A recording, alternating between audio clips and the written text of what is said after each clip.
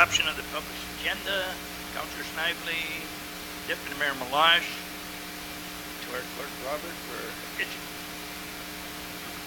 Through your chair, no additions from the clerks. Councillor Bondi.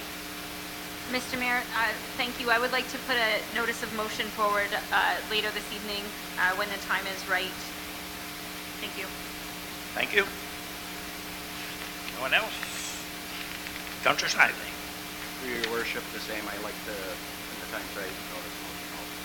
Okay, thank you, sir. That's the end of it. All in favor? Motion carries. Public presentations. Councillor Bondi. Oh, sorry. Mr. Chair, just item 5 on the agenda this evening, adoption of minutes. Looking for the minutes from the November 20th regular council meeting to be adopted as circulated. Moved by Councillor Rogers, supported by Deputy Mayor Malash. Questions? All in favor? Motion carries. And through you, Mr. Chair, item 6 on the agenda is public presentations this evening. We have Councillor Bondi, who is looking to present a summary of her findings from the recent Ward 4 feedback form that she distributed to the community. Councillor Bondi. Thank you.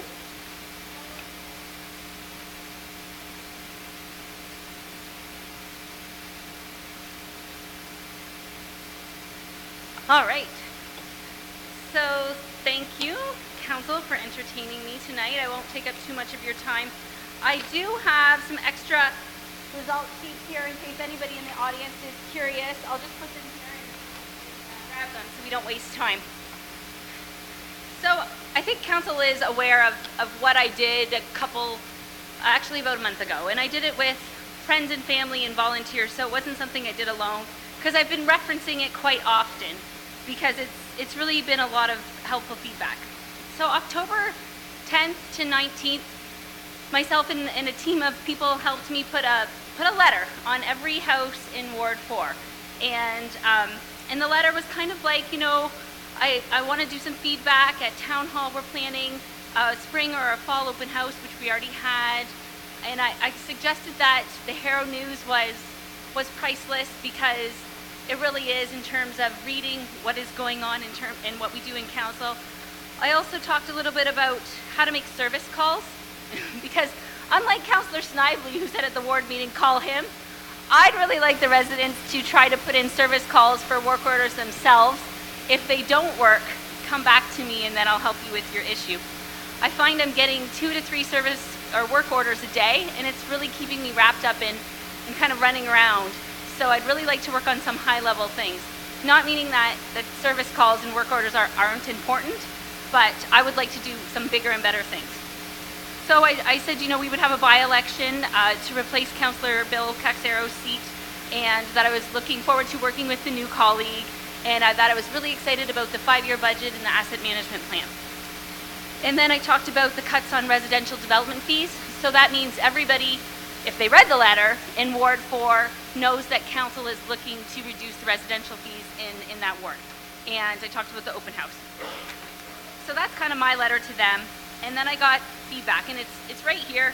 Anybody can look at this raw data if they want. I kind of summarized it and put a whole bunch of bullet points here. You'll see that some of the points are repetitive because there are some common themes. So I frankly asked the residents the good, the bad, and the ugly, right? Like, what do we do good?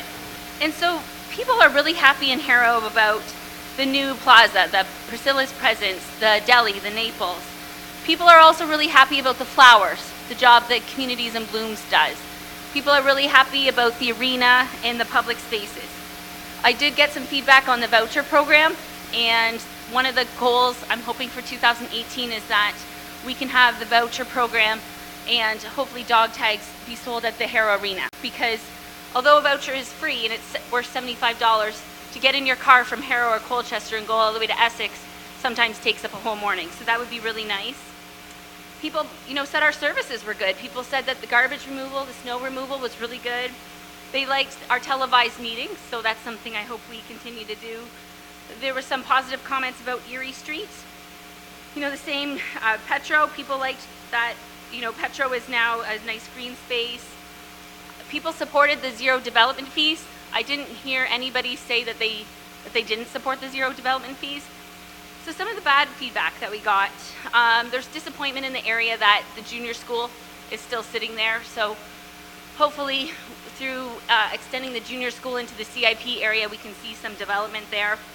The condition of County Road 20 did come up in at least 2 surveys, and this has also come up at the chamber. So whether we, hopefully the county passes that in 2019, I believe our deputy mayor has said that the county is earmarking to redo parts of County Road 20, but that's something our community would like to see.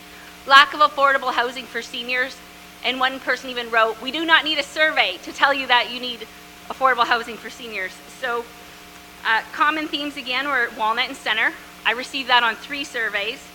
I got about 40 surveys back, just to put things in perspective too. So 3 surveys said that corner. Lack of shopping centers. Parking on Center Street South.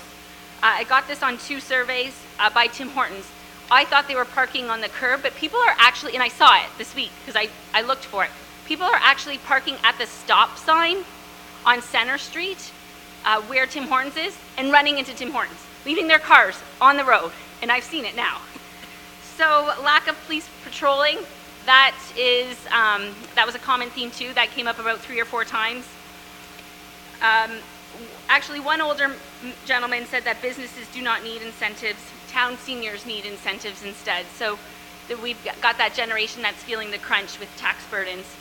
Vacant stores, a common theme too among the people that seem to live on Concession 3, which I know Councillor Snively is aware of and Councillor Rogers is aware of because this came up at the public open house, is a speeding on Concession 3 where the 50 zone is. So that is something. And in transport trucks. Residents wanted to know if transport trucks were even allowed on that road. Another bullet point is Harrow has no welcoming group. This bullet point that Harrow has no welcoming group actually goes back to when Jackie Lazaline was with us and we talked about the Harrow strategic plan. One of the incentives or one of the initiatives that she suggested council do was form a welcoming group. So there's more. I will give some updates more. The chamber's kind of got an idea for that. So a couple of times it came up, the traffic light on the corner of King and Erie, super busy, especially during peak hours.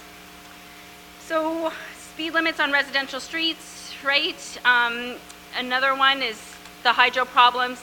No phone calls to residents for periods of hydro outages. Council needs to find new incentives to fill up old stores.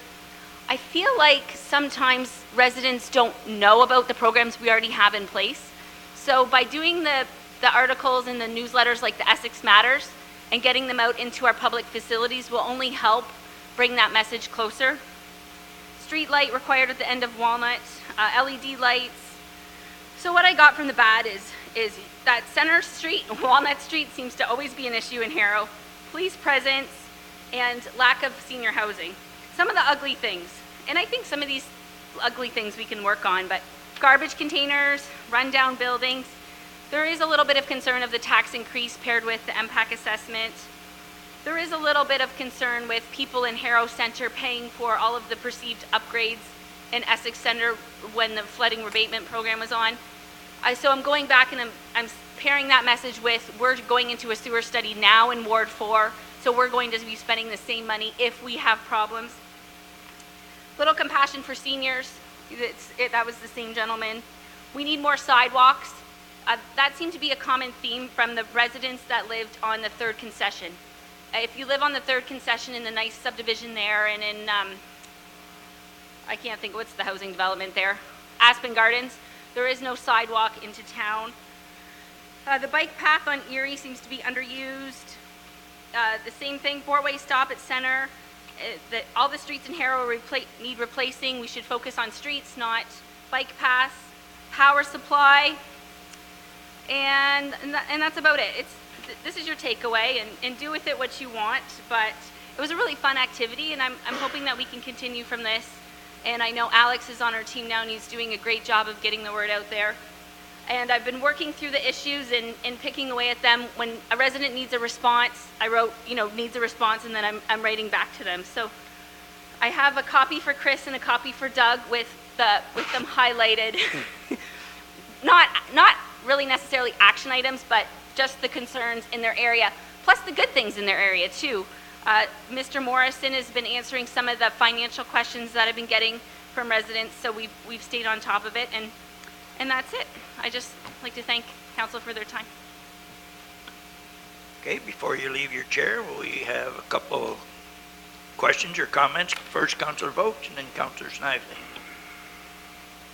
So, I have a question in terms of resolutions now. Now, you and your what I'll call your committee went to work, knocked on some doors, talked to some people. There's outstanding issues now. How are we going to fix them? Because if you do all that work, Councillor Bondi, and we don't step up to the plate and we don't fix them, or at least attempt or discuss, then your program will be seen as a failure. So how are we going to make sure your items are itemized in priority and then resolved in priority? Because if I was a taxpayer and you knocked on my door at supper time and I talked to you and I submitted, I would like to believe that my time spent would be rewarding a resolution, or at least something done in terms of it. So what's our next step? Thank you, Councillor Vokes. Each person that left me a name, I've got back to. There was 11 anonymous, so I will never be able to get back to them. Hopefully, there'll be a snippet in the Herald paper that gets their message back to them. But each person, like for example, if it was a hydro issue, the CEO of Elk is also aware. Our CAO, Donna Hunter, will update council on those issues later in our meeting tonight. Councillor Snively, for example, is going to talk to the Police Services Board about speeding on number 3. Doug Sweet has already dealt with an issue with the amount of leaves we have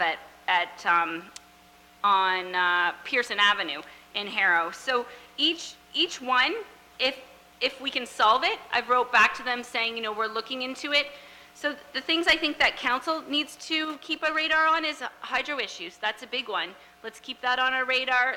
The corner of Walnut and Center, people still perceive a problem there, whether it is or not.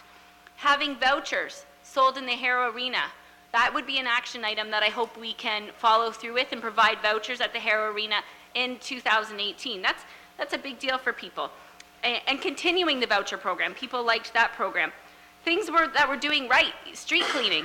When Chris has Mr. Nepsey has that conversation about level of service, people notice the level of service and they're happy about the level of service, so we want to keep those. Property standards, I had 2 complaints about property standards.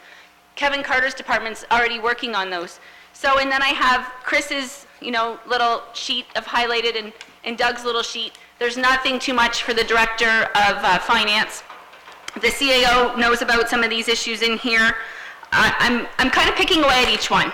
So in terms of that, current issues, i.e. being hydro, we're working on that, right? And I appreciate what you're saying, and I respect what the consumers of the hydro are saying. But my concern is, Councillor Bondi, in terms of the outside of the day-by-day activities and the resolutions that can be reached and resolved at an administrative level as a result of emailing, how many issues collected from your constituents reflect the endorsement and need of council to get involved to, i.e. being sidewalks, right? We just can't, Chris just can't start plugging sidewalks in. So how many issues of that nature do you see? And I don't want to put you on the spot right now, so if you could maybe take a chance and dissect that and forward the email to council administration tomorrow or whenever you get a chance, then we know what that all boils down to in fairness to you. Because I don't want to see you doing all the work and then all the issues are, some of the major issues that you stand alone can't fix independently by yourself. And at least if council gets involved and council doesn't do anything in terms of fixing it, you've done your work. You've done your work. And it's clear you've done your work. You raised it on their behalf, and it takes the council as a whole to resolve it. So I really would, Councillor Bondi, like to see a breakdown at your earliest convenience of the outstanding issues that council needs to be involved in to help you get a resolution for that. Thank you, Councillor Vokes. And just to close on that comment from the councillor, one of the big issues in Harrow was the development fees. So the next action item from council will be December 18th when we have our meeting on development fees for council to support that. That is important to the residents in Harrow, in the chamber in Harrow. Okay, thank you for that. Councillor Snively. Thank you, Your Worship. Councillor Bondi, nice work, really nice work. I know we listen to the concerns of our ratepayers, and yes, everything on here is impossible to do. We know that, okay? But we do listen to concerns. And the development fees, we worked hard to push them through to Ward 4. It's going to help that ward. To get away from not property standards, we tackled that. I think we're doing a great job on property standards. We cleaned up so many properties. Another thing you brought up was the speeding on the third concession. I've already took care of that. That's going to be, the police are going to patrol that pretty heavy. We had a problem on the fourth. They took care of that. Now the third, what happened was, ever since the third concession got redone, okay, it's a nice smooth road. They fly through there. We know that. So I've already talked to the authorities on that. That's going to be taken care of. And another thing, there was an issue too, I don't know if you had it on there, it was brought up before, the cutting on the trees at the corner of the 3rd and Walker Road. That was a dangerous intersection there with, and Carl Moore has just cut the trees halfway down. So that's taken care of too. So if you look at the issues here, we're already tackling quite a few of them already. So good for you. Thank you. Anything further? Thank you very much, Councillor Bondi. I think you did that within your allotted time too. We're going to give you as much as you needed. Need a motion to receive or report? Councillor Snively and Councillor Rogers. Any questions? All in favor? Motion carried. Thank you. Your Worship, item 7 on the agenda as unfinished business is Bill 148. At Council's November 6th meeting, Resolution R17-11452 was passed, which tabled correspondence from the Township of Montague and tabled to allow administration to prepare a report explaining Bill 148. That report, or verbal report and presentation, is before us this evening. So I believe we would need a motion to take this item and bring it back from the table. Yes, sir. Councillor Bondi moves, supported by Deputy Mayor Malage. Questions? All in favor? Motion carries. And now, Your Worship, we have Tara McGowan, Manager Human Resources, providing a verbal report and presentation on Bill 148, Fair Workplaces, Better Jobs Act. Thank you very much, young lady, and nice and close to that mic, okay?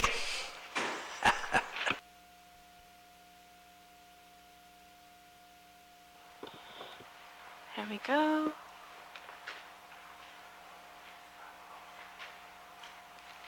Closer?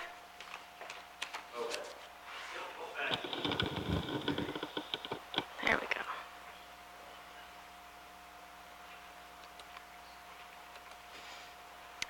All right, thank you, Your Worship.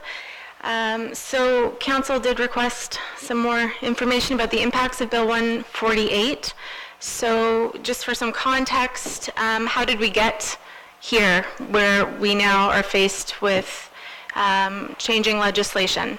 So in 2014, the government committed to review the Employment Standards Act and the Labor Relations Act, and they appointed independent advisors to conduct the review, which is something new.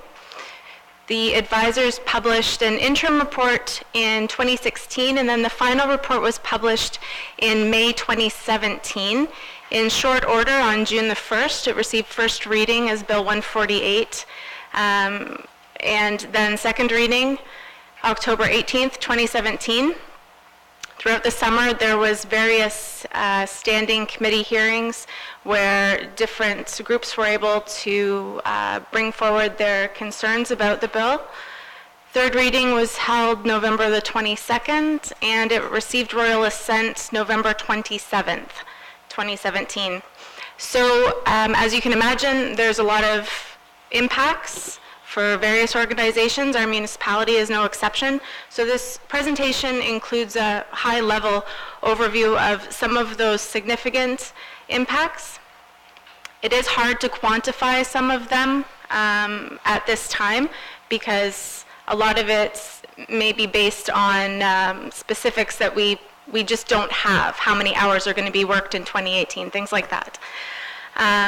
And the majority of the impacts are going to be within our administrative processes, updating our governing documents, bylaw 1502, our collective agreement, work procedures, and things like that. So one of the most, I'll say, contentious items within the bill was a change to the on-call pay provisions within ESA, which would have basically provided 3 hours of pay to any individual who is meant to be on call. And as a municipality with a volunteer fire service, that's something which would have had astronomical costs for us. So before Bill 148, you'll see up on the slide, and it's probably easier to use this. So Bill 148, we would have had costs just below $400,000 per year. If Bill 148 went through in its original form, that would have meant that every individual who was on call within our volunteer fire service would have received 3 hours pay per day, every day that they're on call. So our costs would have skyrocketed to just under 1.7 million, so an increase of $1.3 million. Multiple municipalities across Ontario were facing this, and so there was a lot of discussion. AMO was very vocal with the government about that. So ultimately, the outcome is that there has been an exception made within the legislation so that any employer who provides an essential public service is exempt from this, where an individual is on call but is not called in for work.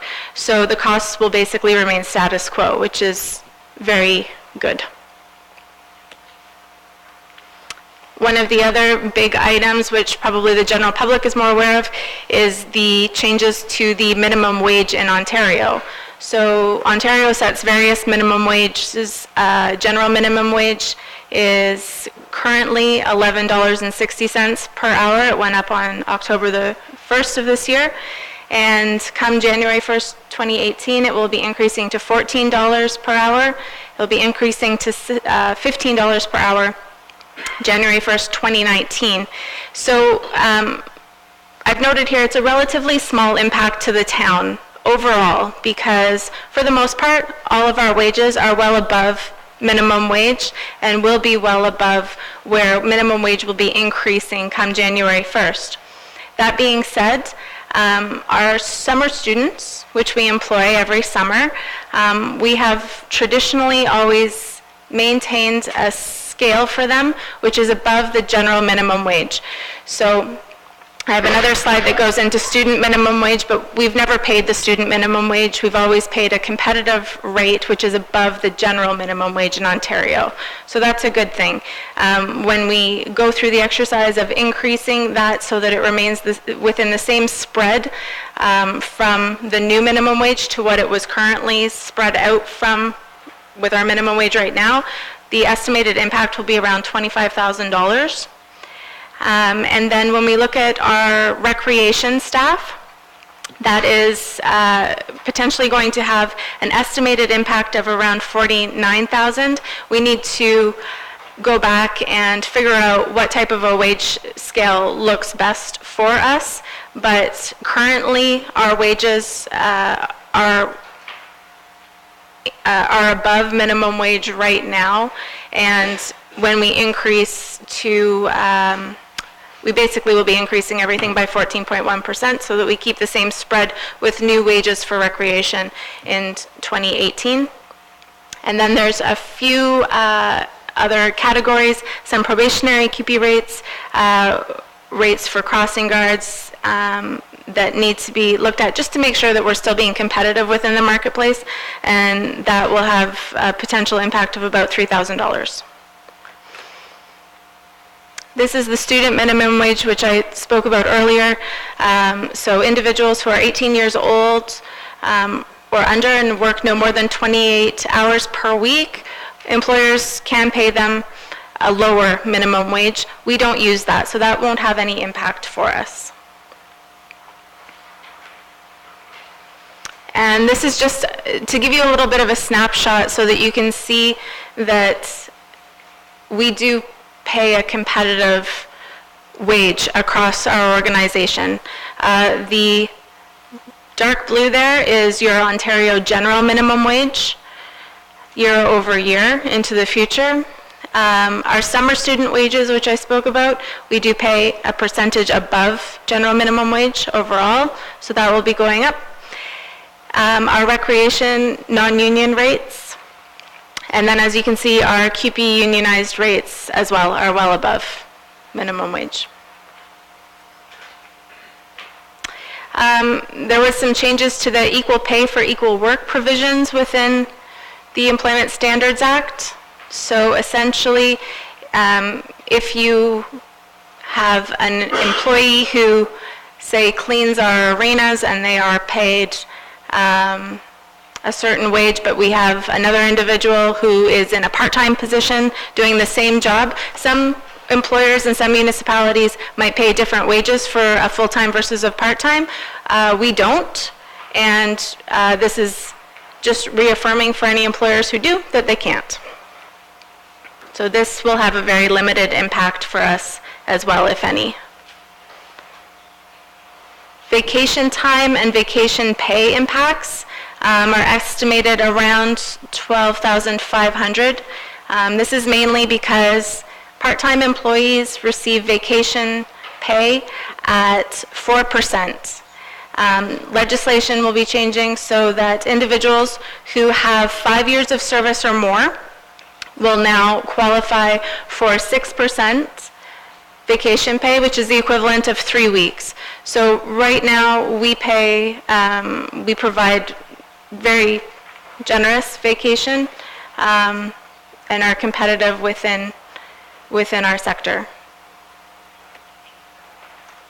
Public holiday pay as well, this will have a potential impact. This is on the heavy side, $25,000 to $30,000. It may very well turn out to be less than that. But essentially the difference here is that the calculation for holiday pay means that if you are a part-time employee and you only work 3 days a week, then your pay on a holiday is essentially prorated based on the current calculation that the government prescribes that we use. And now the calculation will be changing such that individuals will be paid like a full day, as if they were working a full day on that holiday, regardless of being full-time or part-time. Scheduling. Our scheduling is dictated through our collective agreement. There were some changes to the legislation to provide individuals, more so geared towards employers who are employing individuals in precarious work. So think about like hotels, hospitality, tourism, those types of workplaces where they might not have as many rights. So this way employees, once they've worked for 3 months, can request changes to their schedule without fear of any reprisal for doing so.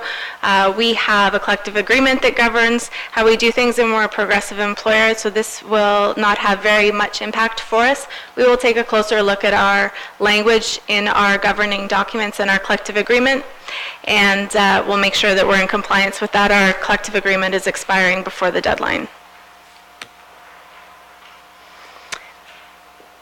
There were various leaves of absence that were also amended or newly created within Bill 168, so I'll go over them briefly just to give you a snapshot of that. Pregnancy leave will remain at 17 weeks, but for individuals who suffer a stillbirth or a miscarriage, their entitlement will increase from 6 weeks to 12 weeks. Parental leave will be increasing from 35 weeks to 61 weeks for employees who took pregnancy leave, and from 37 weeks to 63 for employees who did not take pregnancy leave. So this will really be more of a change in terms of the length of a temporary placement that we would be posting to fill a position when an employee is off. Personal emergency leave will remain at 10 days, but the difference here is that for employers who previously did not provide paid sick days, paid emergency leave days, they will now be obligated to provide 2 paid days of leave in an out of the 10.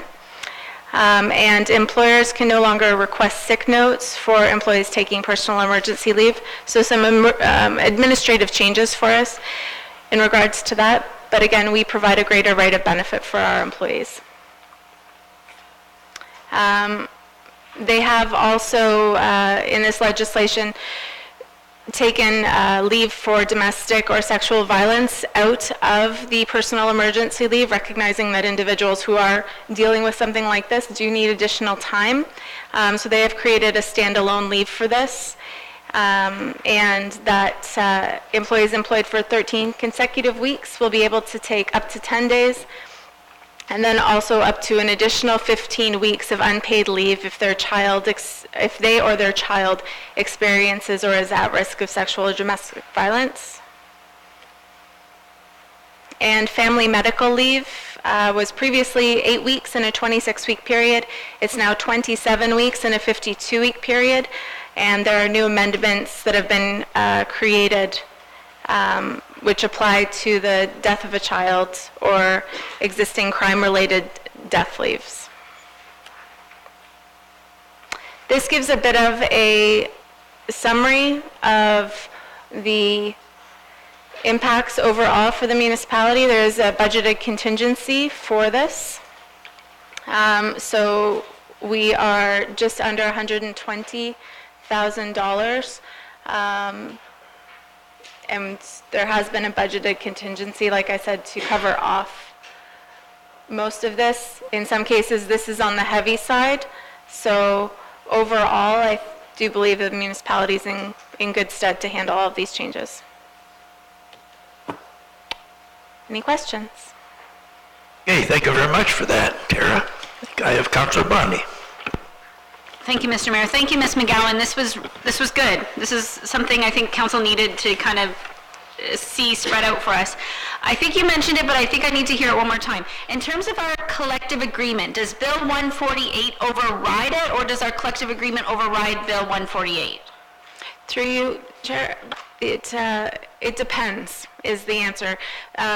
Basically, with certain provisions within the Act, Bill 148 states that an employer will have to meet the requirements and bring their CA, collective agreement, up to those requirements by January 2020. There are some provisions in there which state that it will have to be done earlier than that. And then based on the different provisions within ESA and also within the Labor Relations Act, which we haven't gotten into, some things kick in earlier. So in some cases, basically the government has said, if you have a collective agreement in place, you have until January 2020 for most things, and for other items, you need to comply ahead of time. We aren't in a position where we're stuck with any of those things, so we're in good stead. Mr. Mayor, I have one further question. If I may, on the summary of changes and impacts general minimum wage page, it says, the 14.1% rate increase for various non-union positions within recreation to meet legislative requirements. That, with the impact of 49,000, I don't know if it's to you, Ms. McGowan, or to our CAO, Donna Hunter, but is that something that's going to come to the Personnel Committee, or is that something that's already decided that those workers will get a 14.1% wage increase? We'll go to Mrs. Hunter, our CEO.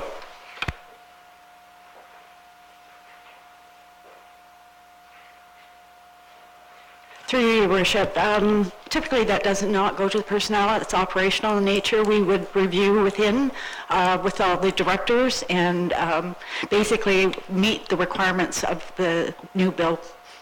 So.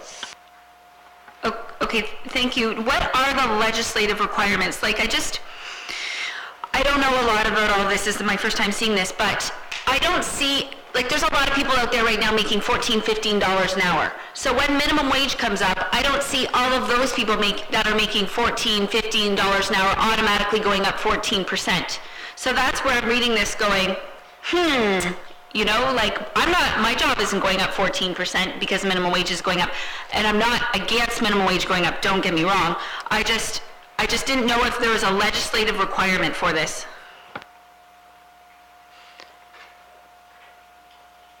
Yes, Mrs. Hunter, go. Through Your Worship, I don't think there's anything legislated, unless I'm wrong, Tara, that says if we're paying $15 an hour now, we have to increase 14%, the same as minimum wage. I think what we have to take into consideration, though, is in some cases we may need to do something in order to keep the quality of people that we do get as students, as part-time people.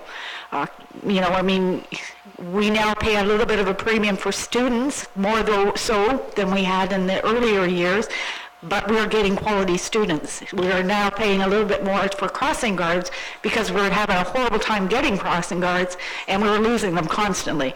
So we have to balance that in some respects to make sure that we keep quality people. Now we're able to get people, but obviously we're looking for the best interests of the municipality as well. And Mr. Sweet with his hand up, sir. Thank you, Your Worship. Just to add on to that, I think it was the worst case that Ms. McGowan presented. So we took what our wage was and what the difference was now, which is 14.1%. So to be financially ready, that's how we calculate it. So it's kind of the worst case scenario, and we still have to look at all those wages of lifeguard, day camp, etc. Is that it, Councillor? I have Councillor Vokes. So, Tara, I got to tell you my HR experiences as I held that position for 3 years. This is very clear. It's very layman and it's easy to understand. And I know for a fact that some of these paragraphs that define 148 are probably two-page documents. And I really like the fact that you took it, you refined it, you boiled it down, and you define it exactly how it applies to us and what our concerns are. So, but with that being said, you put below is a sample of these changes. Were these changes, Tara, ones that you had concerns over and hence highlighted them to us, or is there anything else you've seen in the bill that would have an adverse effect on us outside of these? Because I read this as four that are not concerning but changing, and the rest is pretty well status quo. So is there a fifth and a sixth that we should be concerned about as you see it, or is it just small detail stuff that really wouldn't affect our day-by-day operations? Through you, Mr. Mayor. Sorry. Thank you, and I appreciate your question. I don't think that there's any others that are going to see the municipality incur any great cost. Most of the other changes are going to be things that are administrative in nature and that won't have a huge impact. So this has really just tried to highlight those big ticket items or the things that are of most interest. Okay, thank you. And once again, I want to reiterate this presentation and how it was presented and displayed, because it goes right to the issues at hand. It's not muddy, it's clear, it's layman, easily to understand. So, Tara, thank you for that work. Nicely done. Very nicely done. Thank you. That was a very good question, Councillor. I'm glad you asked that, because this was only a 500-page document, right, that you pulled this out of? Okay, thank you. Is there anything else? Councillor Rogers. Thank you, Mr. Mayor. I'd like to suggest that before we as a town increased wages, 14% to keep a span between the new minimum wage and the wages of our students, et cetera, that it be brought forward to council or through the finance committee, because I don't know that we as a town are really in a need to increase in the same capacity that the minimum wage is increasing. I believe that town student jobs are fairly plum jobs that are sought after by students and will still remain as such.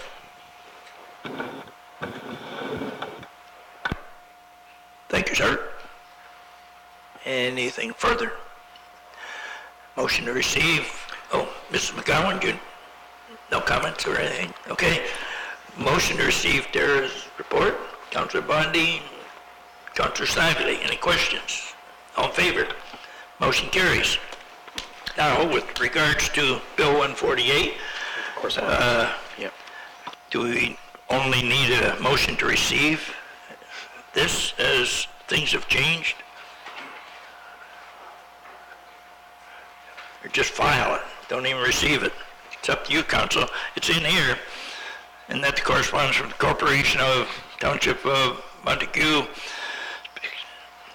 and on all changes proposed by 148 be received. That was before we got this. You know, so we need a motion just to receive, that's all. Councillor Bondi and Councillor Snively? Yep, okay. Any questions to that? All in favor? Motion carries. Thank you.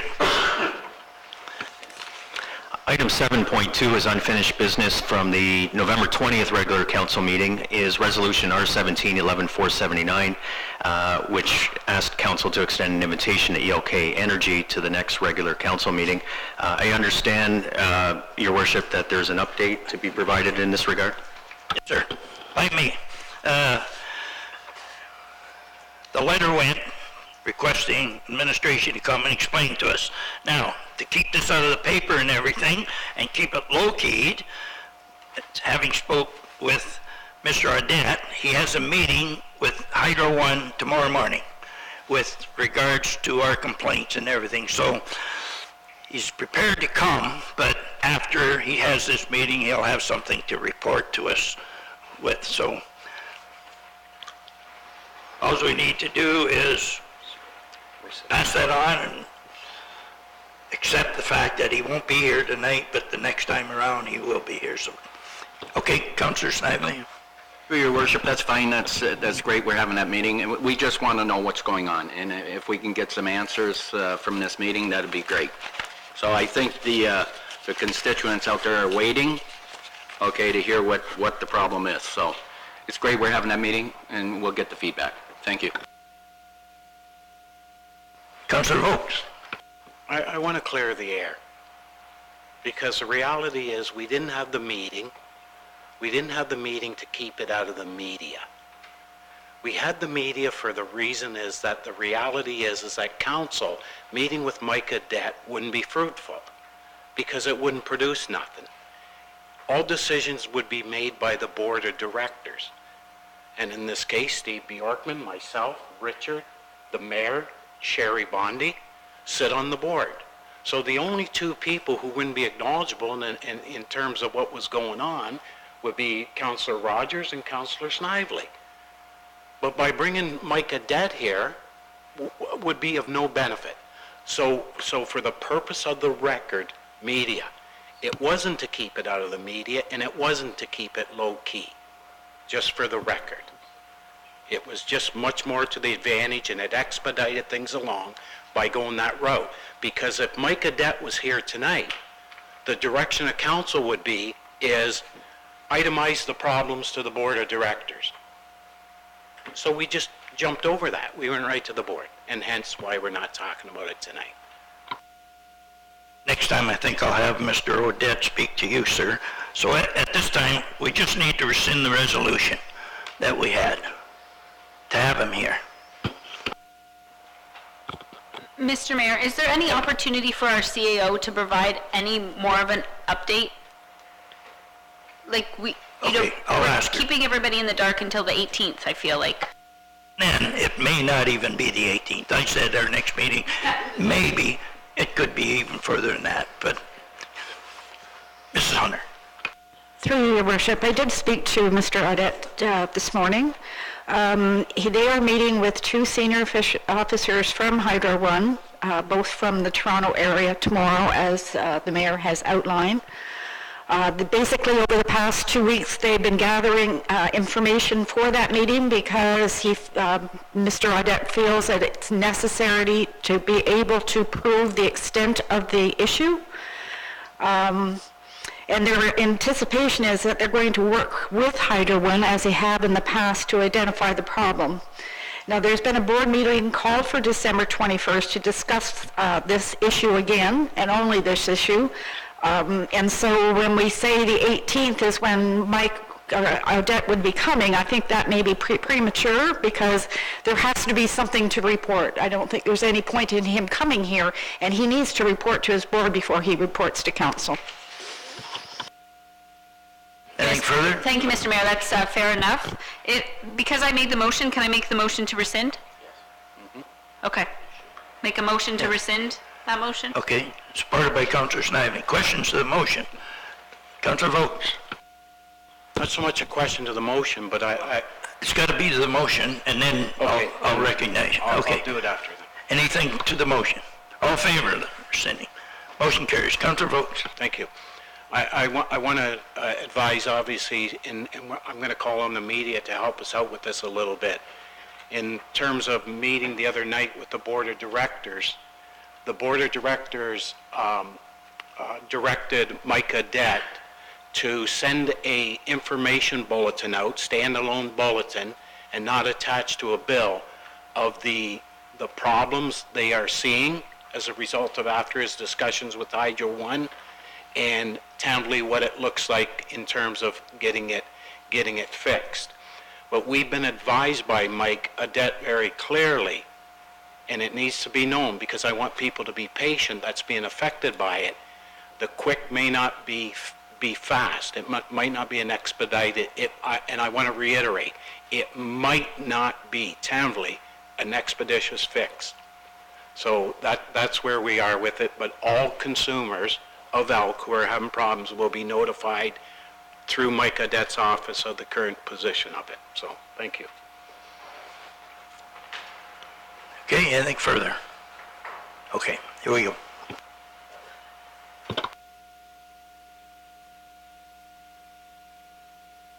Sorry. 8.1 on the agenda is Planning Report 2017-43, proposed revisions to the town's zoning bylaw 1037.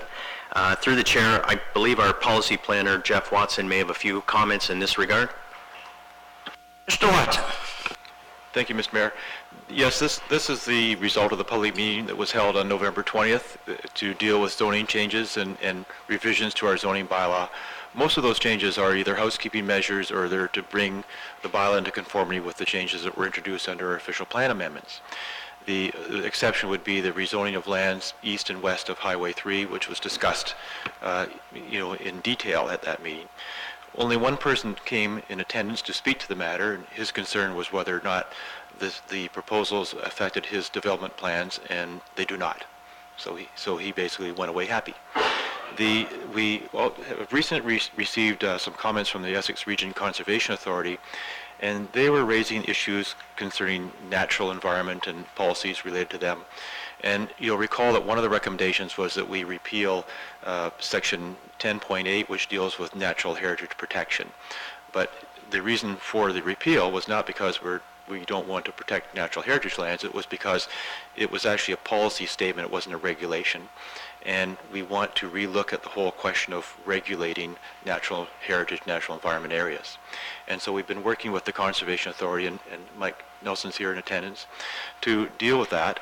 And it will be part of the third part of our official plan review, which I outlined to Council on several occasions, to deal with the natural heritage side of the official plan and anything that might come from that into the zoning bylaw.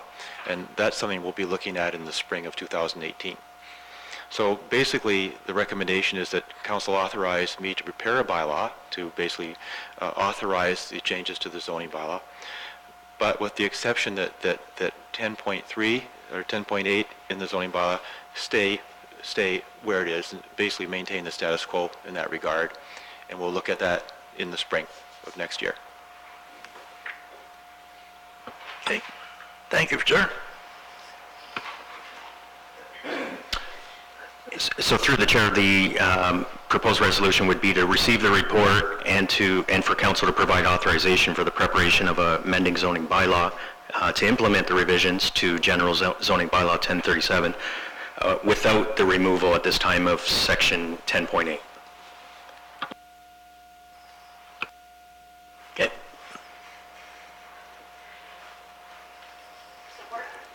Councilor Bondi and Councilor Snively, any questions?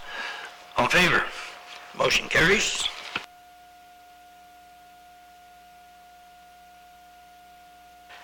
.2 on the agenda, Your Worship, is Chief Administrative Officer Report 2017-005, revised schedules to bylaws 1186, 1331, and 1344. Looking for receipt of this report and that the following schedules be revised effective January 1st, 2018. Schedule C to bylaw 1186, Schedule A to bylaw 1331, and Schedule B to bylaw 1344. Deputy Mayor Lash moves, supported by Councilor Bondi. Any questions? All in favor? Motion carries. 8.3 is Infrastructure and Development Report 2017-12, Consulting Services for the Town of Essex Cross-Connection Control Program. Looking for a receipt of a report and that council appoint preview inspections and consulting to provide, administer, and implement a cross-connection control program and review and revise the town's existing bylaw 321 to adequately address current Ministry of the Environment and Climate Change requirements, all in accordance with the completed request under Section 2202 of the Town of Essex Procurement Bylaw 1043. Moved by Councilor Snively, supported by the Mayor. Any questions? Your Councilor Worship, I Snively. thought we already addressed this once already. Didn't we already address this once through council? Really? I thought we did. Okay. That's Okay, anything further? Deputy Mayor Malash. Through you, Mr. Mayor, and I'm not sure who could maybe answer this question. No, Chris, sorry. Our Director of Infrastructure. The backflow bylaw, is that in regard to resident? Could you explain that maybe? Mr. Nepsey? Yep.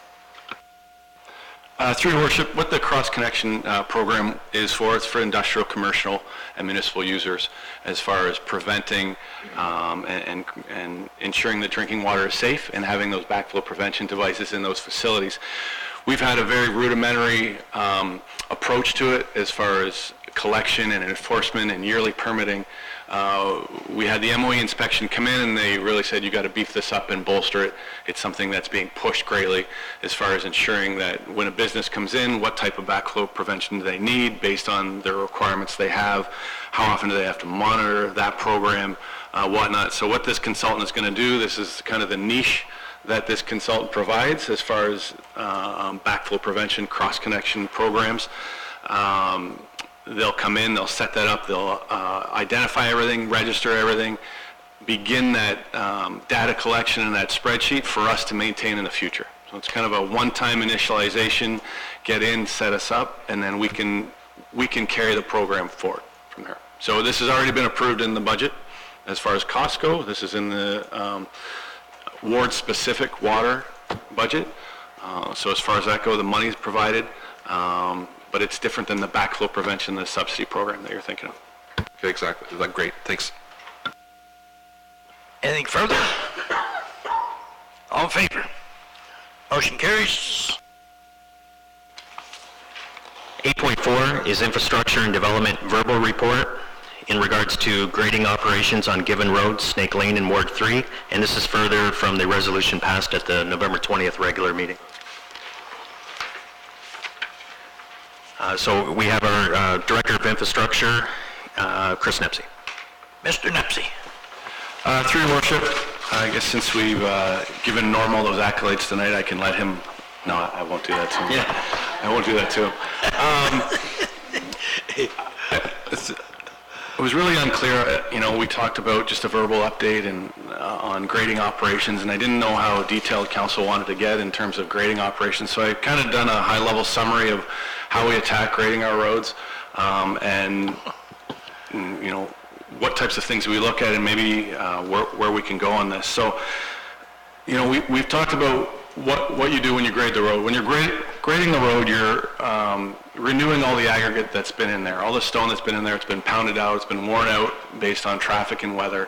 So when you go out to grade the road, you're taking a blade across that stone material and you're bringing that aggregate back to life and kind of refreshing that road and pulling what's there and resetting the grades on that. With that, you have to do it, you want a certain crossfall on that road, so a certain slope from the crown, from the middle of the road out, because we all know, and you've heard me drive this home, that the road is only as good as the base and the drainage that's there, right?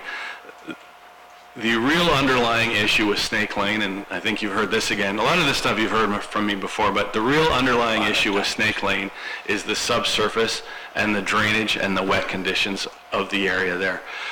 So we typically grade in the spring and the fall.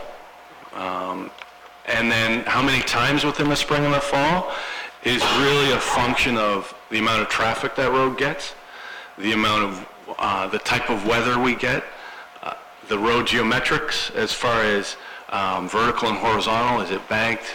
Do we have curves on that road? And again, on the drainage. So with Snake Lane, because of those factors, again, it's one of our highest traveled gravel roads. It still gets less than 200 cars a day on average. Our average for the last 10 years is less than 200 cars a day, but it is one of our busiest gravel roads. So that traffic, plus the 4 90-degree turns on there, which absolutely kill a gravel road, any road actually, as far as everybody slowing down, everybody turning, cutting corners, and the fact that that road has a high water table. We have boreholes along that entire road. There is water as shallow as 12 inches below the surface there. So that water level sits, which means that it becomes mush. And I've been out there where when you're walking out on those shoulders, I don't know if any of you have, it can be mushy at times.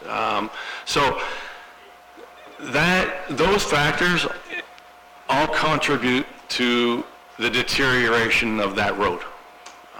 What happens when Mrs. Dunn was in here previous and she talked about it being inverted, that's not the case, that's incorrect. We don't grade inverted.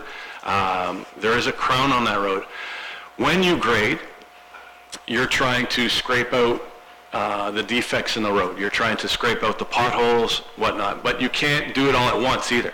If you've got a 5-inch pothole or 6-inch pothole or 10-inch pothole, you don't want to scrape all the material down to get that pothole out, because then you're bringing all the fines back as well, which is what they call the float.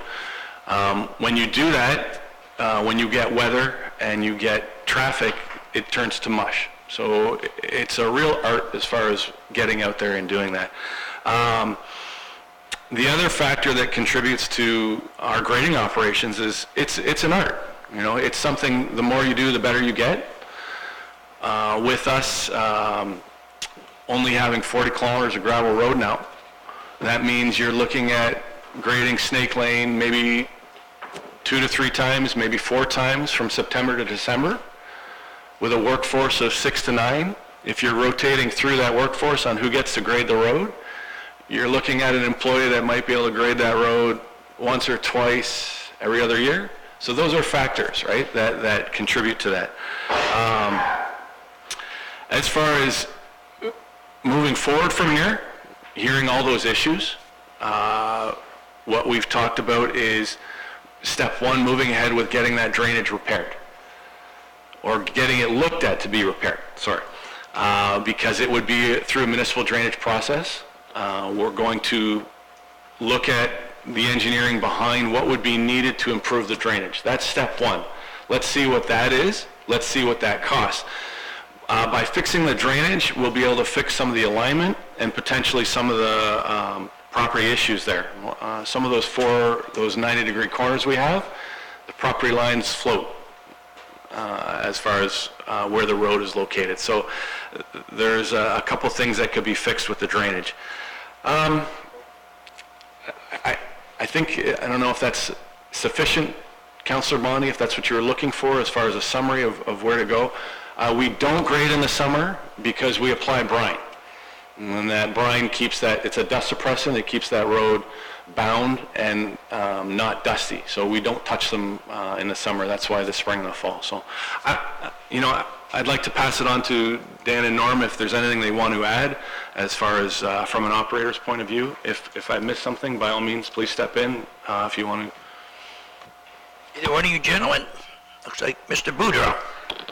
Through you, Your Worship, I think Mr. Nepsey has addressed all the points. The big thing is, though, if we grade too much, we bring too much float to the top, and then the complaints will also come back in reversal that the road is too soft and the potholes start to develop again, because when it rains, that float gets pushed out from the heavy rains, and then the potholes is reestablished because only the heavy material stays in the center of the road.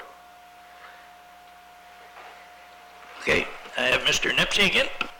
Just through your worship, thank you. I just had one more thing to add. I've also taken quite a bit of time the last week and the week before to drive gravel roads within the county, and I don't know if you have done that as well for comparator's sake. And you'll see a lot of the roads are in similar or worse shape than Snake Lane and roads. It's this time of year when you get that wet weather and that pump, and you see it in the that freeze thaw in the spring as well. Those 2 points in the season are very difficult on gravel roads. So, and you'll see that throughout the entire county. You have Deputy Mayor Malash and then Councillor Snively. Through you, Your Worship, to Mr. Nepsey. I believe that road grading is a specific job that, like, it's specialized. And I think there's probably, like you had said, like you had mentioned, the more you practice at it, the better you're going to get at it. And I think when you rotate it through the entire staff, is there a way that we can say this is a specialized job and have one person or maybe 2 persons specialize and be called up to do that task whenever we need to have that done?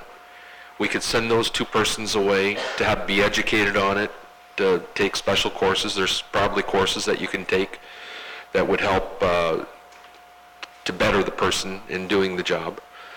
But rather than have 6 persons doing the job and nobody be a specialist at it, could we somehow rework the job so that we have 1 or 2 persons do it and those persons be specialists? Mr. Nepsey. Through your worship, we've provided training to all staff, and like any job and any task, there are people that take a liking to certain tasks and people that don't. So throughout that process, we've, although the employees are all equal and able to do those things, we've found employees that, maybe like doing things better and whatnot. So we do navigate and look for that. The other factors, as we continue to tar and chip gravel roads and reduce the number of gravel roads we have, and our equipment ages, there's going to come a time where that equipment needs replacement, and I think we're going to have a discussion or a real deep look at operations and how we tackle that. Is that something that might change in the future, I guess. So. But we continue to look at that, I guess, is what I'm saying, through operations. Thank you. Okay, thank you, sir. Councillor Snively. Through your worship to Chris. That road itself, on the worst part of that road, to me, is those two curves and south, maybe close to Brenda Dunn's property.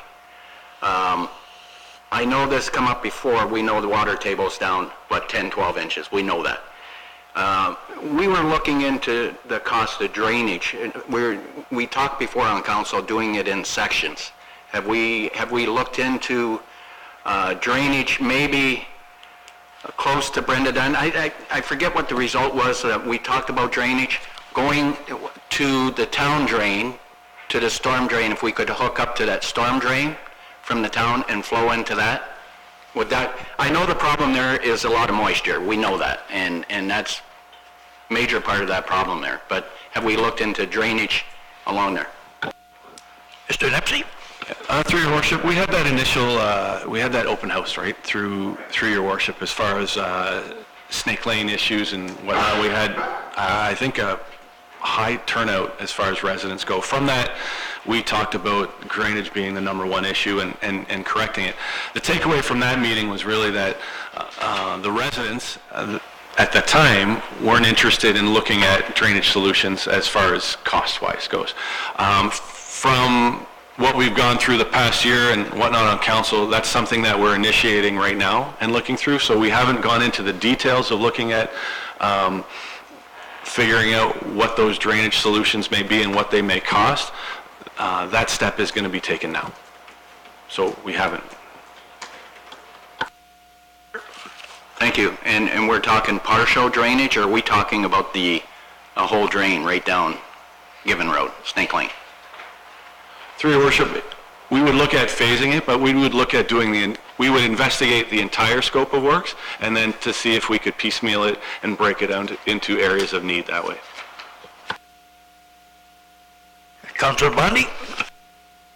Thank you, Mr. Mayor. Well, council today got an email from Miss Brenda Dunn, which I know she's no engineer, but she did say most of the things that Mr. Nepsey said tonight, about the road. So I have to disagree on one point, Mr. Nepsey. On November 20th, before our council meeting, I drove down that road.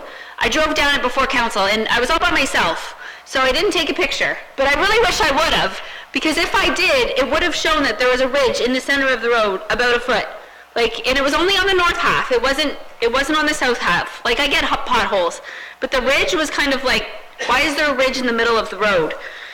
So from Ms. Dunn's recent feedback to council today at around lunch, she said after the last meeting they did try to grade the road. There's a mound of gravel in the center, but a trench along the side. When it rained, the trench held water. So I think there's a whole bunch of things we can't control on that road, and I think we can all agree that there's a whole bunch of things we can't control. But I'd like to reiterate kind of the points that the deputy mayor said. If we do have one person out of 7 that is a better grader than the others, I don't know, I'd like to see us try to line up that person for the grading in the future, because there is a hole in the middle of the road. And now tomorrow I'm going to drive it to see if there's a hole in the middle of the road again. But I'll tell you on November 20th, I'll bet my farm that there was a ditch in the middle of the road. So the residents there are not making it up, and I know that there's a whole bunch of factors we can't control, or we don't have the money to control. But if there's 1 out of 10 factors we can somewhat control, let's see if we can go after that one. And that's all. And I appreciate the update and the council's time on this issue again, because it is an issue for the residents that live there. And I know generally we have a lot of good gravel roads in our municipality, and I'm very proud of 99% of the roads in our municipality, but this one just keeps biting us in our butt like a snake. So thank you. Okay, Mr. Nepsey? Through your worship, just a couple points. Something for council anyways, we've got a collective agreement, and that's something that when we start talking about task-specific duties, that's a whole another ball of wax that way. With respect to the potholes down the center line, I'm not disagreeing that they didn't develop. What I'm saying is that we didn't put them there. It wasn't, Mrs. Dunn was suggesting that we graded the road to a hole in the middle. That does not take place. What I'm suggesting is that it is graded to a centerline peak with a ridge in the middle. What happens depending on traffic and weather, that center line made erode where those tires are in there, rutting it up. Once they start rutting it, it creates the illusion that, it creates that valley, but it's not something that we put there through grading operations. It's something that develops there because of the geometrics and the traffic and the drainage. So, just to clarify. Thank you, sir. Councilor Vogt. That was actually my point was I wanted to, acknowledge the fact that Chris is working in the domain of a QP agreement. It's not always easy just to finger point and assign somebody to the job. But with that being said, there's nothing in the collective agreement that tells you can't have a qualified person advise maybe somebody who is not applying the right application. So those two people, if there is one, Councillor Bondi, that is more knowledgeable on the process for whatever reason, then those two should get together and really talk about how he does it, or because Brenda said the same thing. There's one gentleman who does a great job. So whoever that gentleman is, irrelevant to his seniority structure, he should be talking to the guy who maybe is, and I say maybe, not applying the same application. Okay, if that's it, we're looking for receipt of verbal report. Councillor Bondi, supported by Councillor Rogers. Okay. You may make a comment now. Yeah, thank you, Mr. Mayor. I have sat on council a number of times, back into the 1990s as well. This Snake Lane has been discussed ever since I have been able to hear about Snake Lane. It's unfortunate that the councils of the past hadn't started the ball rolling and getting it repaired, because now we're still talking about Snake Lane. Let's get it fixed. Let's put it on the radar and start to fix this road. Okay. All in favor of the motion? Motion carries. Your Worship, item 9 on the agenda. Any reports from our 2 youth council members? Young lady first. No youth report from me tonight. Thank you very much for attending. Yes, sir. Nothing to report. Thank you also for attending. Now that your job is done reporting, anytime you feel free. Okay? Item 10, any updates from County Council this evening? Deputy Mayor Malash. Thank you, through your worship. I just want to highlight to everyone that the county budget is going to be discussed at our council meeting on Wednesday night. It starts at 4 o'clock. Should probably be a pretty long meeting, but if anybody wants to attend, come on out. Starts at 4. Total budget for 2018 is going to be $160 million, the proposed budget. That's about $17 million more than last year.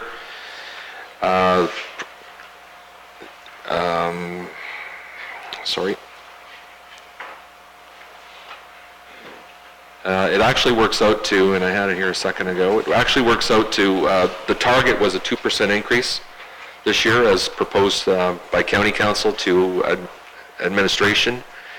It was supposed to be a 0% increase in base operations. They were supposed to hold at 2017 rates.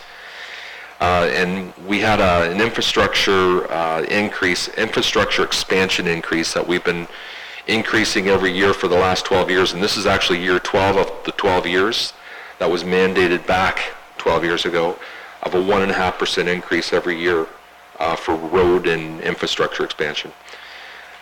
We also had a 0.5% for New Windsor Essex hospital systems to fund the hospital, the new hospital, when it does finally come around.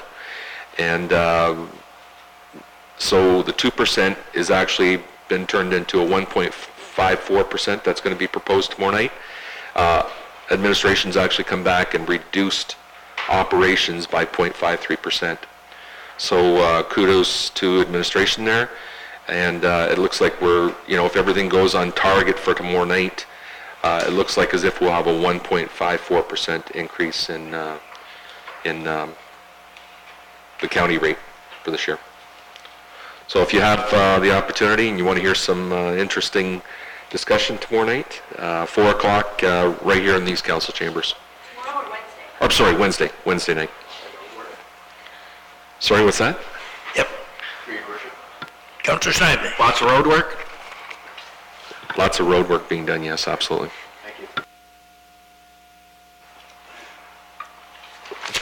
Okay, motion to receive his report.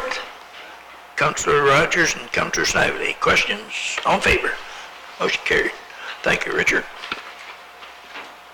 Item 11.1, correspondence to be received, that the correspondence so listed in agenda item 11.1 be received and where indicated to further share with the community using suitable methods of communication. Motion to receive all of them and supported by Councillor Snively. Councillor Rogers and Councillor Snively. Anyone like to bring up anyone in particular? Councillor Oakes. Thank you, Your Worship. I want everybody who's got an agenda in their hand to turn to 11.1.5.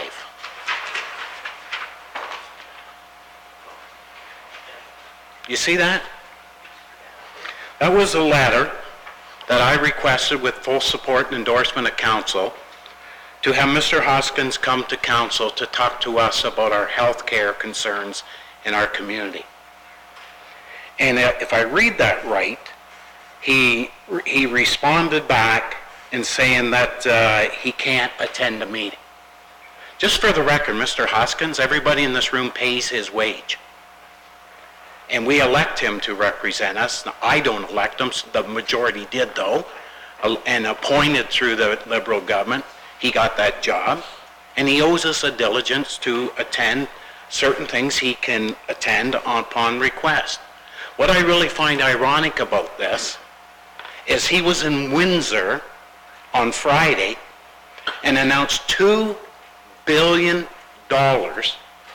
for the new mega hospital. $2 billion.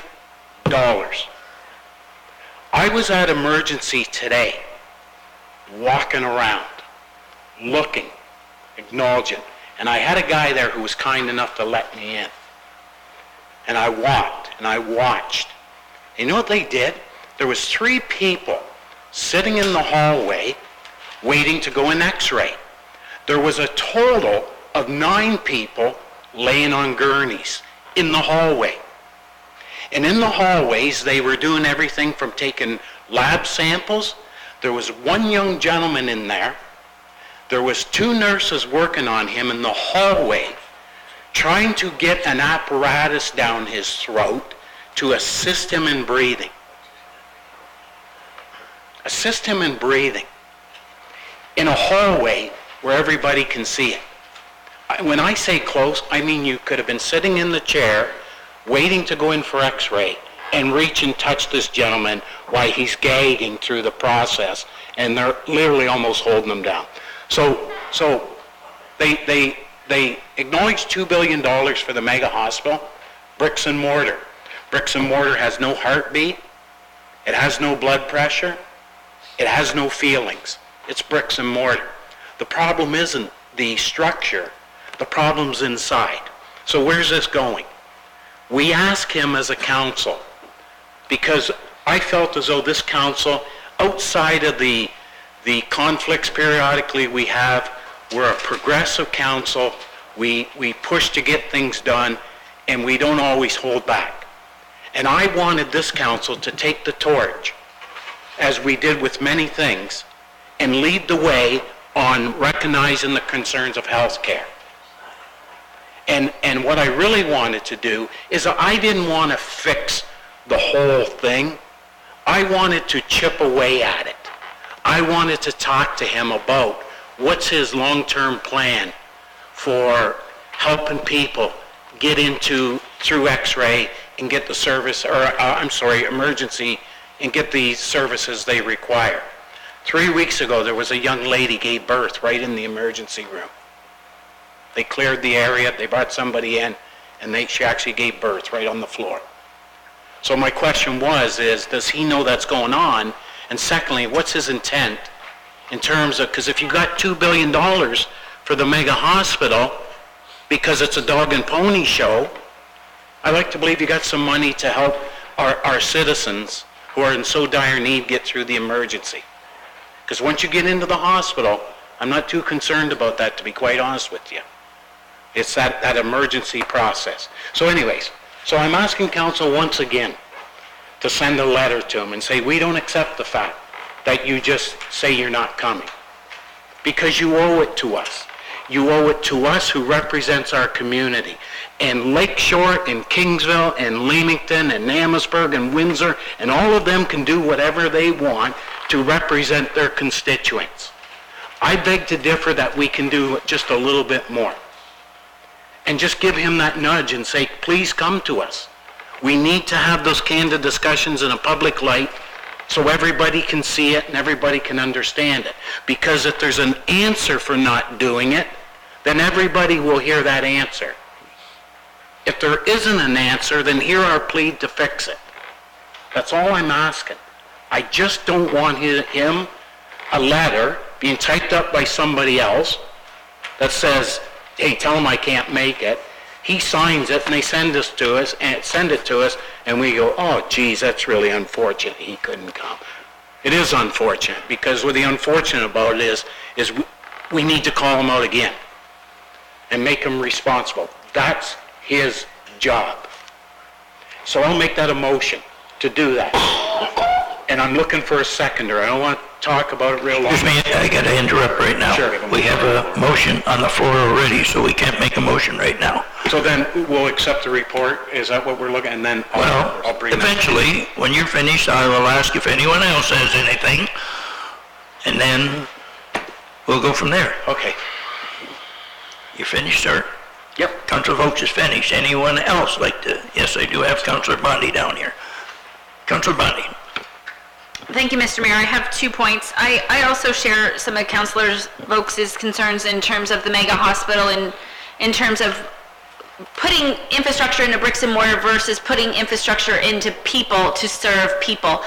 I've heard, and I don't know, and this is why I think it is a good idea to invite the minister here again, or somebody here again to explain it to us. I've heard that the number of beds in the mega hospital is going to be reduced from the number of beds that we have right now. So that's a big concern that I have of mine, because if anything, we need more hospital beds in our region, not less hospital beds in our region. So we need to, there's a lot of rumors, there's a lot of speculation out there. You know, I buy into a lot of the people against the mega hospital site information that they're putting out there, because, you know, if there is a reduction in beds, I want to know about it. We need to figure out, if we are going to get a hospital, we need to get a hospital that is designed for our needs. Not like the school board does when they build a school and then they have portables outside. We don't want that type of healthcare here. So I will support, when the councilor brings that forward, I will support the councilor's letter. On a different topic in our list of correspondence here, I was talking briefly to a couple council members before the meeting on the landfill liaison committee meeting minutes, or here. 11.1.6, just wondering if perhaps the deputy mayor could speak to the auto shredder fluff a little bit, and if we can start to get the ball rolling and get a note on our file in terms of how much auto shredder fluff we have in our landfill, and maybe we need to investigate this. I feel like I've been saying this for 3-4 years now. I'm no longer on the committee, so I want an update, and I haven't really got those numbers, so I don't know, but I think it's important that council be aware of how much auto shredder fluff is going into our landfill, because the numbers, from being an outsider, seem to keep increasing. Deputy Mayor Malash. Thank you, through you, Your Worship. So this is an item that when Councillor Bondi was on the landfill liaison committee along with myself back in the previous term of council, we had an issue with the amount of shredder fluff that was being used as landfill coverage. So what we mean by landfill coverage is every day at the end of the operation, what they do is they take either heavy clay, or they take what they call this shredder fluff, auto shredder fluff, and they'll backfill over top of whatever refuse that they've buried that day, that they brought into the landfill. And what it does is this coverage keeps the smell from permeating into the air and blowing around in the neighborhood and causing complaints by the residents that live in the area. What we're questioning here, we're not questioning the fact that the auto shredder fluff is a good combatant to use as a coverage. What we're questioning is the fact of how much of it needs to be used. And the reason why we're doing that, the reason why we're questioning it is because going back to 7 and 8 years ago, again when Councillor Bondi and myself were both on the committee, at that time it was anywhere between 15 and 20% of every ton that came in throughout a month or a particular cycle or through the year. 15 to 20% of whatever was collected was shredder fluff. And we started looking at this thinking to ourselves, why are they bringing so much in? Do we really need that percentage of coverage in order to keep the smell down in the landfill or to use as coverage? So we started asking questions, and we started finding out that there really is no guideline as to what percentage of coverage is defined as appropriate. So back when we were on council, previous term of council, we brought it up that maybe we should get some counsel on this, go to an expert, and at that time council found that they didn't want to spend any money on trying to find out what the correct amount of coverage should be.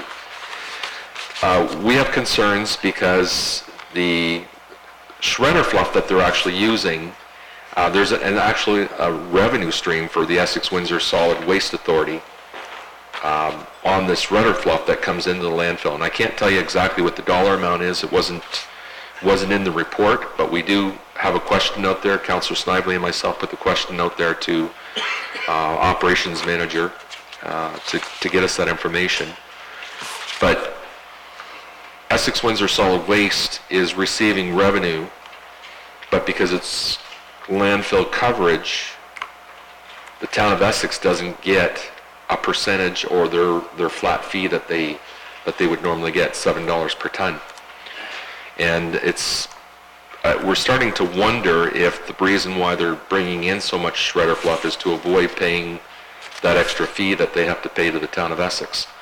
So regardless of whether or not the shredder fluff is required, it does cut down on the number of tons over the lifetime of the landfill, of how many tons will go into that landfill, thereby reducing how much money the town of Essex is actually going to collect. And it's a considerable amount of dollars, that difference that it would make to the town of Essex. So I think what Councillor Bondi is leaning towards here is that perhaps we should bring the question again to the table here, a different term of council, on whether we should be getting an outside counsel or consultant or expert to perhaps look at this on behalf of the town of Essex to see whether or not that there are regulations as far as how much coverage or can be brought in, if there's an ideal amount, and whether we have any control over that in our landfill agreement. So I would, we'll have a general conversation. I'm willing to make a motion on that after we have a conversation about it. You'll have the floor, Councillor. No, I think that's great, and when the deputy mayor makes that motion, I'll support that motion. While we're on that topic, anyone else have any discussion? Because I would just like to say Deputy Mayor Malash asked the person I can't think of his name right now, but that looks after the landfill for that information. Have you attempted or waited to, is he, anticipate him bringing that information back to you? And before too long, before we spend any money, I would like to at least hear if he's going to give us anything, and or at the same time, we talked about this a little earlier, I'm prepared to talk to Mr. Miotis, GM, as the chair of that committee, and find out exactly these questions that you do have, see if he would, fill me in any with regards to the comments that you've made. So that's all I want to just add to that. But if there's nothing else about this topic, Councillor Vokes has his hand up. And I'll come back to you, sir, when you want to make your motion. Thank you. Thank you. I got to tell you, and I don't say it in a conflictual matter, but it's a little bit appalling and I just looked at my watch, and Councillor Bondi has all the right in the world to do it because she was given permission. But I find it a little bit appalling when we spend more time on landfill fluff than we do health care. We put the health care on the back burner and bring landfill fluff forward. So with that being said, Mr. Ogier, could you be kind enough to bring that letter back up that was sent by the office of Eric Hoskins?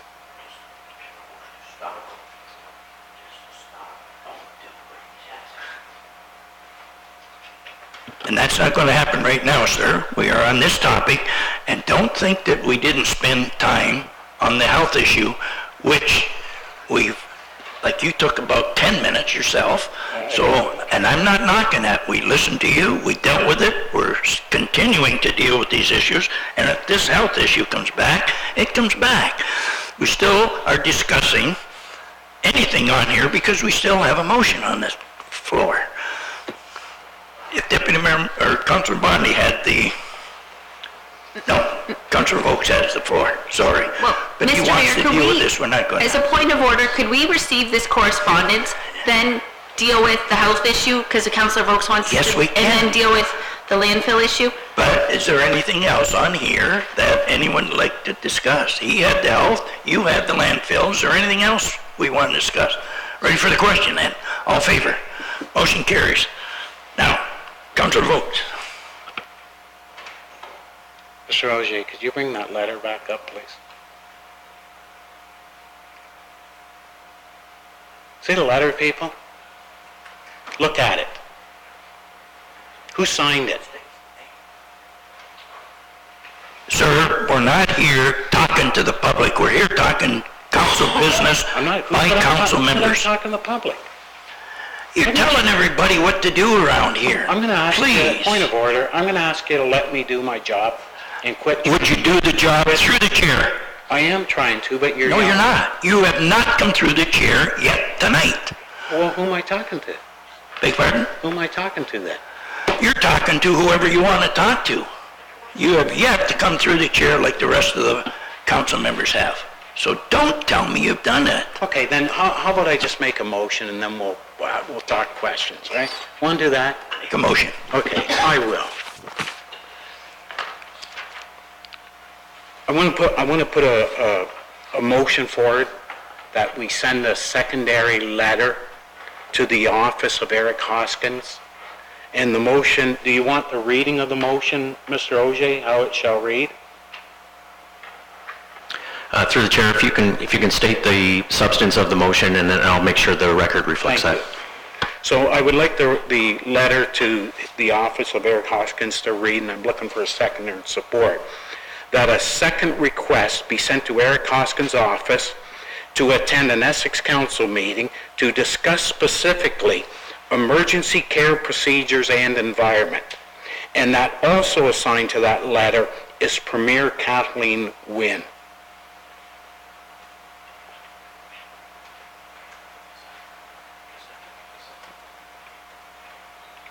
Okay, supported by Councillor Bondi. Any questions or comments? Just Councillor Vokes. Thank you. So I want to bring to council's attention the letter, if I could. At the bottom, as you see, he didn't even sign it. He couldn't give us the time to pick a pen up and sign it. Signed by who? Costina, somebody? Whoever they are, right? He's not that busy. He's a pretender. Like the rest of them, they pretend they're busy, somewhat like we do, and then they don't do nothing. So anyways, I'm looking for support on that letter, and I'm hoping I get it. Okay, any discussion to the motion? Oh, sorry. Any discussion to the motion? Deputy Mayor Malash. Through your worship. I'm going to support it because I would like to see it happen. But I'm going to be a realist here and let Councillor Vokes know that there's not a chance that this Dr. Hoskins is going to come, because he is a busy person. There's 422 communities across Ontario. If every one of those communities wanted him to come to their community, that's all that he'd be doing. And I don't even know if he'd have enough time to get to every one of them. Also, because he's in Toronto area, he'd have to try and come down on a Monday night to meet with us at our council meeting. Makes it even more challenging. And then the same with everybody else's council meetings, whatever night their council meetings are.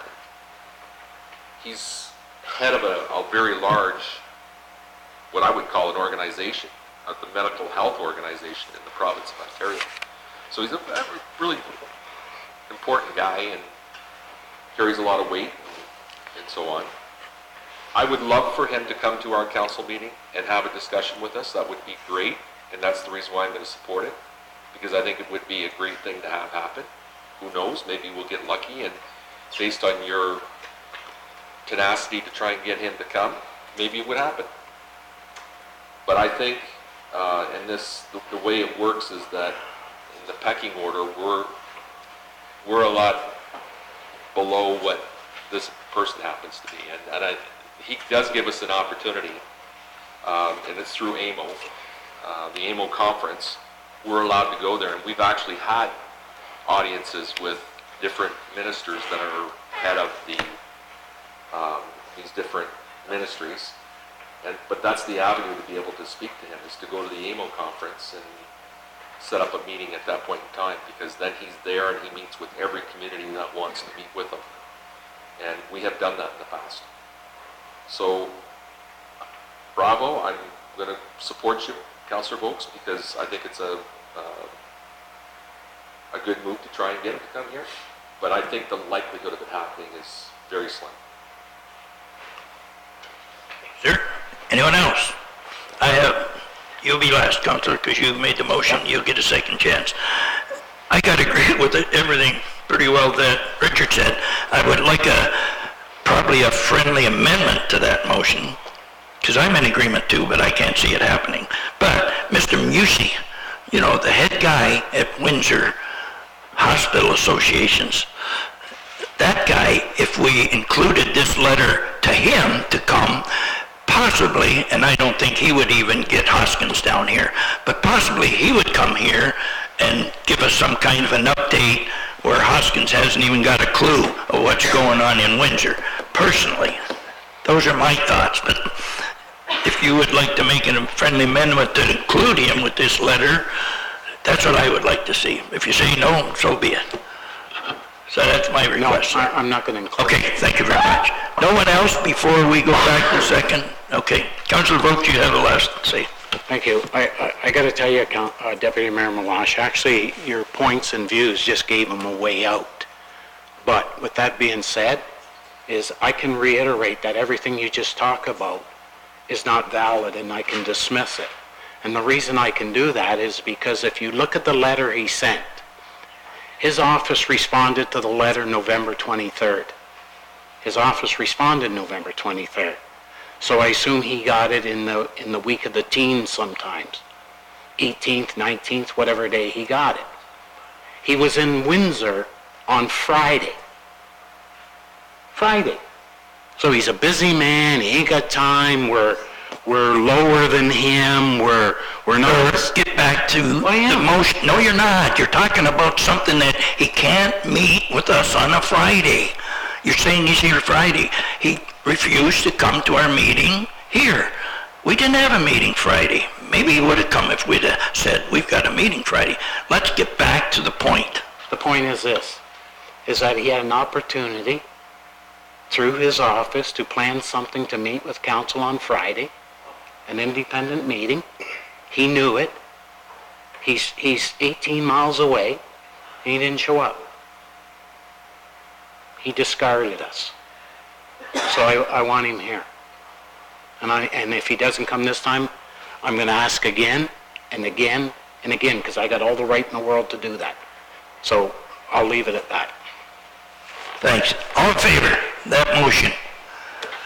Opposed? Motion carries, I think, 100%. Wow.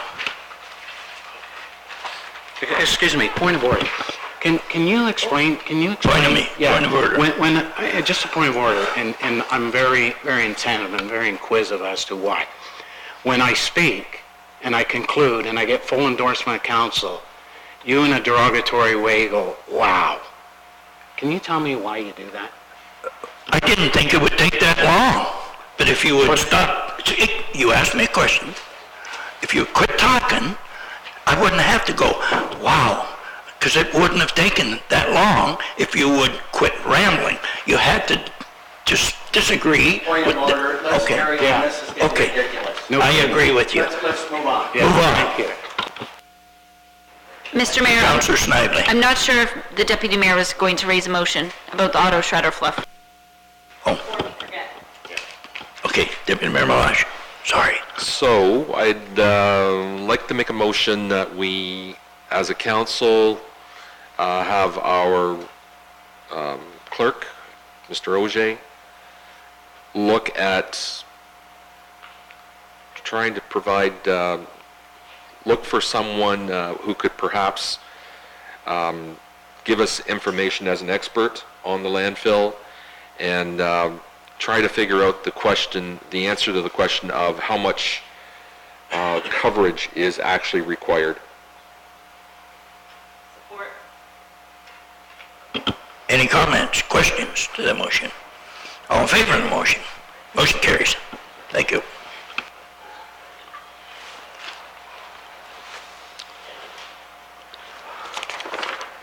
Item 12 is committee meeting minutes, that the meeting minutes so listed in agenda item 12 be adopted as presented, and that any recommendations to council contained therein be approved. Moved by Councillor Snively, supported by Councillor Rogers.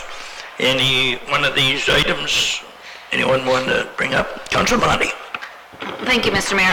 I believe the Director of Community Services knows my thoughts on this, but I really wanted some members of the ACT Committee, or the ACT Committee to know. So in the Arts, Culture and Tourism, there is a Harrow splash pad mural that is finalized.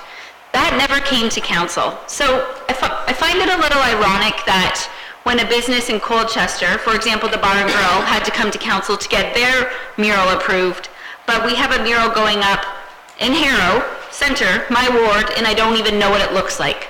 So, sorry, but I'm a little upset. I have no idea what it looks like. I did see pictures of the proposed Colchester mural, and thank goodness the town's Heritage Committee and the Communities in Bloom Committee want more of a historical theme. Just a little frustrated over the lack of council engagement and public consultation over these murals. I feel like in terms of how I run my ward business, my council business, I do a lot in terms of engaging people and getting people's feedback. In here, if somebody asked me tomorrow, what does the Harrow splash pad mural look like? I haven't got a clue. But yet, it's going to reflect that council as a whole endorsed it. Meanwhile, we also have a sign bylaw.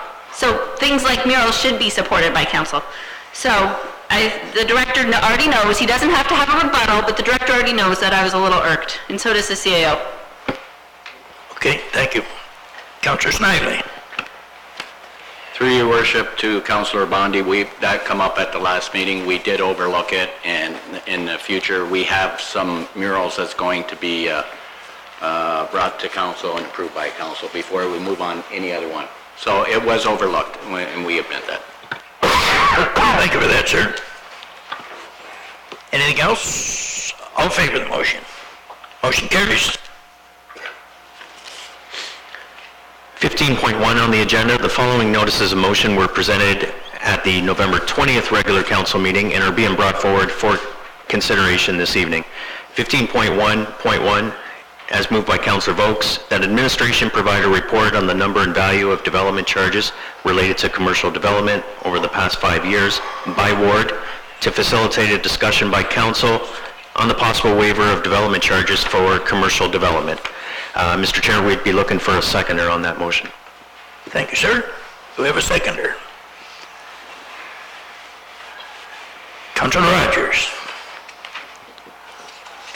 So we go right to administration, which is... Who's got that one? To provide a report. Through you, Your Worship, this is a request for us to provide a report. We wouldn't be speaking to this tonight. We're not speaking to it. Administration is not speaking to it tonight. Okay. Any comments from Councilor Vokes? Yeah, it's just a very... Mike, Councilor, please. It's a simple request. I'm just hoping at the next meeting we could get something delivered from Mr. Morrison in terms of, and I want to make it clear really what I'm looking for. It's very simple. 5 years, how many commercial development charges or fees were applied for in the last 5-year period? And then if it makes sense to council, I want to waive the DC charges on commercial growth like we do with industrial. I want to just link it together. Because right now we don't charge DC charges on industrial, but we charge it on commercial. And what's happening is there are some environments in our community where the people do industrial in the back, but have a showroom up front. So hence they're commercial. And if they want to expand, then they're charged.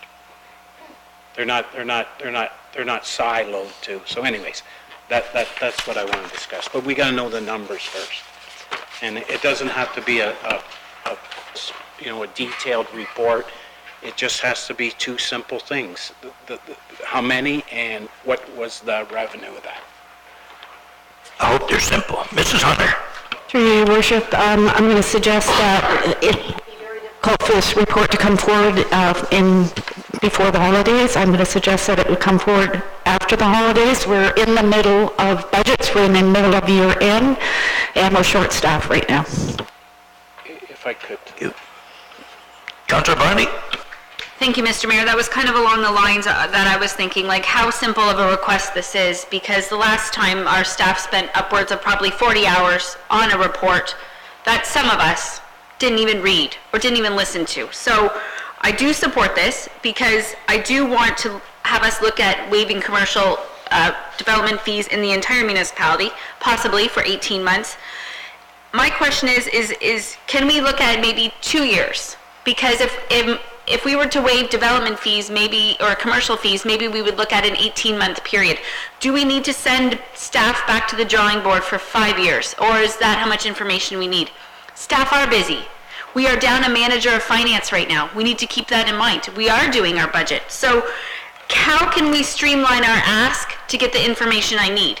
Maybe Mr. Morrison or our CAO, Donna Hunter, would know, and I don't think it's realistic to have it back at the December 18th meeting. So I don't know. Can we look at less information and get the same answer? Anyone have that answer? Mr. Morrison? Sure, through the chair. I'd probably recommend looking back to 15, 16, and 17. I've already sent out emails. It'll involve working with the building department and planning. If you just want a basic, simple report that identifies numbers and financial impact, we can provide based on history for 15, 16 to date 17 pretty quickly, assuming I can get that information back from the building department and that we can all work together, because I'm not sure whether it's readily available or not, and if it is, then we can. If not, it'll take a little bit longer because we do have a lot on the plate. Okay. Councilor Vokes? Yeah, look at that. It doesn't have to be something that's answered tomorrow. I don't even know where the 18th come from. I got no idea where that come from. But look at the second meeting in January is fine. But again, I just want it layman. I just want the last 5 years showed 10 applications at $8,000 each. It's $80,000. The report to council should take about a minute. It doesn't have to be complicated.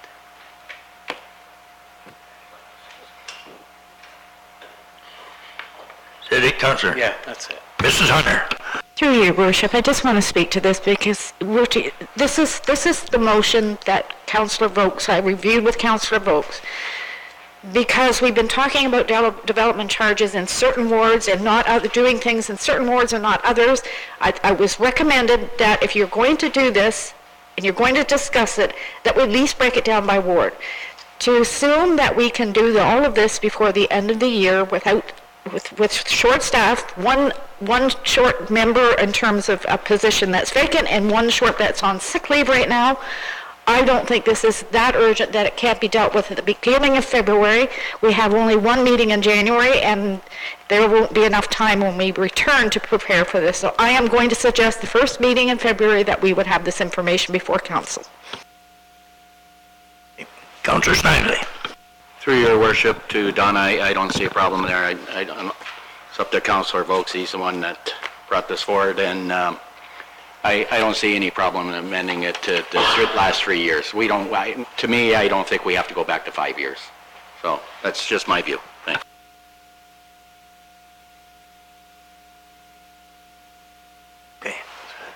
Okay, we have a motion on the floor. Could I have it read so I refresh my memory? Through the chair, that administration provide a report on the number and value of development charges related to commercial development over the past 5 years by ward to facilitate a discussion by council on the possible waiver of development charges for commercial development. And there's no time limit in there when they have time to get it done. Is that it? Okay, thanks. Mr. Mayor, Councillor Snively asked for a friendly amendment to only include the 15th, 16th, 17th, which is what Mr. Morrison said was easy. I will not be supporting the motion unless it has a friendly amendment to include only the years 15, 16, and 17. Okay. You're making that a request to the mover? Yes, sir. Okay. Councillor Vokes?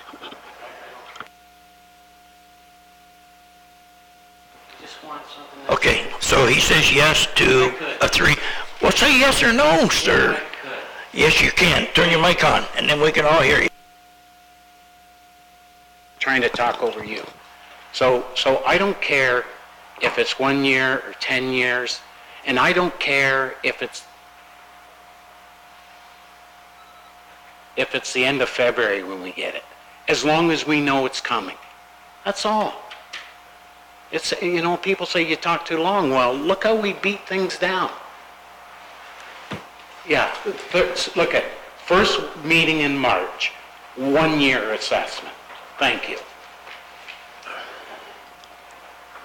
My God. I just heard up here, that won't be any good.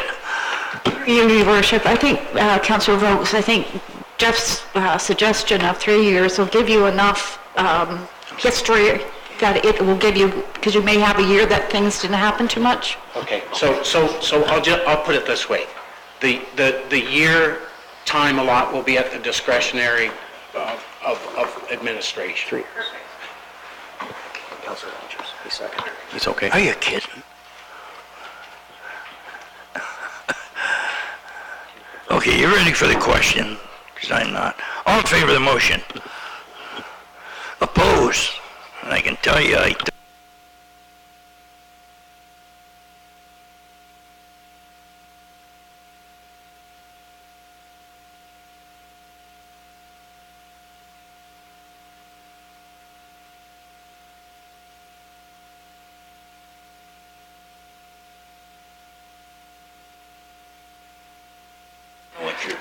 Through the chair, Councillor Vokes, you were agreeable to the suggested friendly amendment of 3 years for the period of consideration? Okay. Just for the record, Mr. Auger? Yep. I changed it to the discretionary consideration of administration. So whatever Jeff and Donna and whoever decide, I'm okay at that. We just threw a period out there. There's nothing saying it's 100% that. And Councillor Rogers, as seconder, you were agreeable to that friendly amendment? Okay.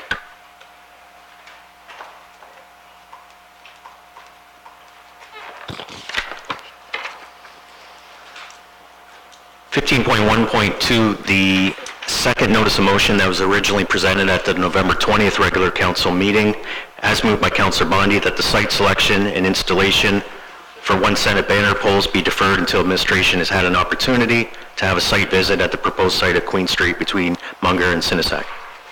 Moved by Councillor Bonnie, supported by Councillor Snively. Councillor Bonnie? I'll be really quick. I met with the chamber, had site visits with the chamber, gave the chamber a vote saying these are the pros and cons, and they voted to keep it status quo where it is. So this is really a moot point. We can move on. To withdraw the notice of motion? Yes, withdraw the notice of motion to rescind the notice of motion. It's going where council thinks it's going.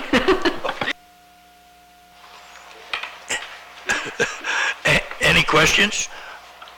All in favor? Motion carries.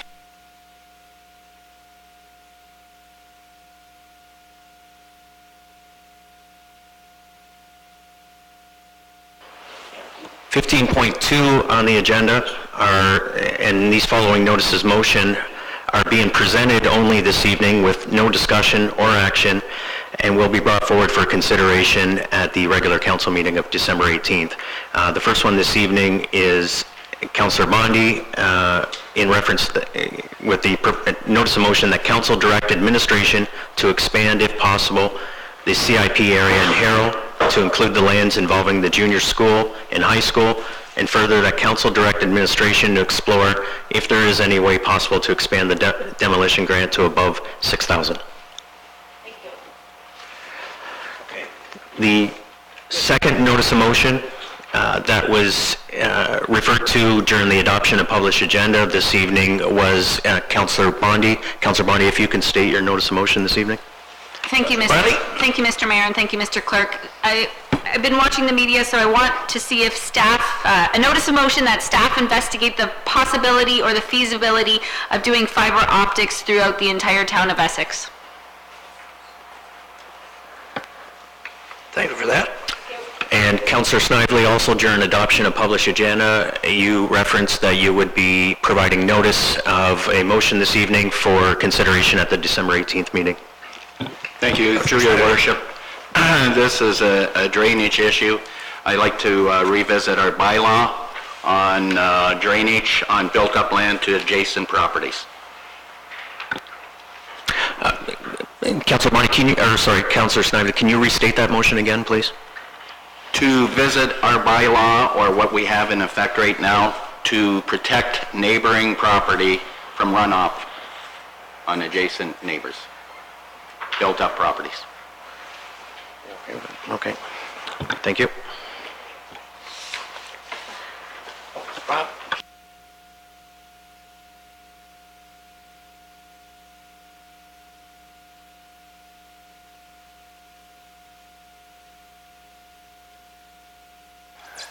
Madam CEO Hunter. Through your worship, I think notice of motion, what is the action that you're going to expect at the next meeting? So I think, revisiting, are you talking about a bylaw that's been passed? Are you talking about reopening a bylaw that's been passed? I think we need more specifics at this point. I'm looking at reopening a bylaw to disperse of water running from neighboring properties. I don't know how you want to word that, but it's it'd be under the Drainage Act for sure. Okay, this is a bylaw that has been passed. I'm sure we have a bylaw for runoff water. I'm sure Jeff Watson can answer that. Mr. Nepsey?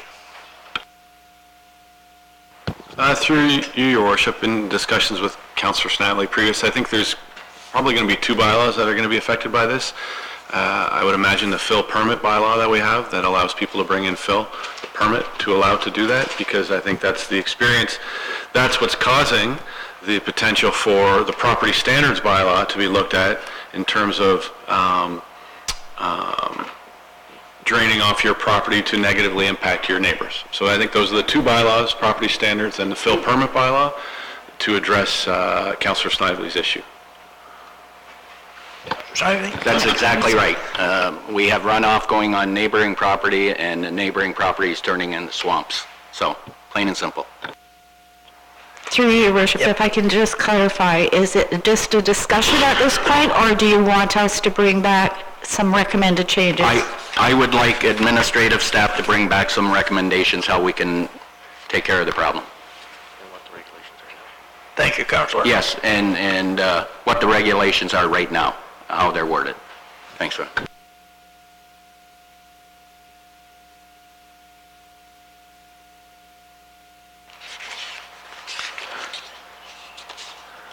Through the chair, any reports or announcements this evening from council? Start with Deputy Mayor Malash. Nothing this evening, Mr. Mayor. Councilor Vokes. No. Councilor Rogers. Councilor Snively. Councilor Bondi, you have the floor. All right, thank you, Mr. Mayor. So the Accessibility Committee met last Thursday, November 30th, and we did talk about possibly doing a fundraising project for the Moby Map. The Moby Map is the accessible map that gets rolled out on the beach. It would be the last piece of the puzzle to bringing total accessibility to Colchester Harbor. So the group has said, yes, we want to entertain some fundraising ideas. That being said, we are a busy group, and I'm about to get busier. So more details to follow. Mr. Sweet was at the meeting too, so he got to hear some of the ideas that are going forward. I plan on meeting with some residents to get some fundraising ideas. If any councillor or administration want to be involved, just reach out to me. And I was thinking maybe we could do like a A1 Chinese in Essex Center, and the Deputy Mayor Malash had an idea for an event in McGregor, because all of our residents, well, in the county, but all of our residents, especially in the municipality of Essex, will be able to use this mat. I want to really make it an entire municipality fundraising project, because it's for the betterment of all of us. So that's the quick update on the accessibility meeting. The town of Amherstburg, I would like to give them some kudos, because they decided to not go with the Lakeshore Dog Pound. They went with an agreement for 1 year with the Windsor Humane Society. I am very jealous of the town of Amherstburg, and I'm hoping that our council will have that discussion in the early and late spring to see if we can possibly put it out to tender to see what other options there are for animal control. I believe everybody on this council knows my opinion of the animal control services. Hi, Bill. See, you left us here so I can talk about it. When Councillor Coxera was on council, he said, Sherry, no more animal issues for 6 months, but he's gone. So, council, I really want to bring it back. I'm really happy that Amherstburg decided to do what they did, and I hope we can follow suit. That's all I have for now. I think somebody, though, with more details about the Essex Center Santa Parade should announce it. Maybe yourself, Mr. Mayor. That'll become under... We have another chance, don't we? We can bring it up right now, sure, go ahead. Deputy Mayor Malash, you know when it is. I've been away for a week. Oh, I can tell you when it is. December the 9th, 6:30. Yep. They leave out from Fairview Avenue and go all the way down to Tim Hortons at County Road 8. And it is, I forget what the theme is, but it's light for sure, but I do forget what the theme is this year. Nobody else can remember either. But anyways, it is December the 9th, 6:30, and that's the last one in the county, so come on out and enjoy. Thanks for that, Sherry.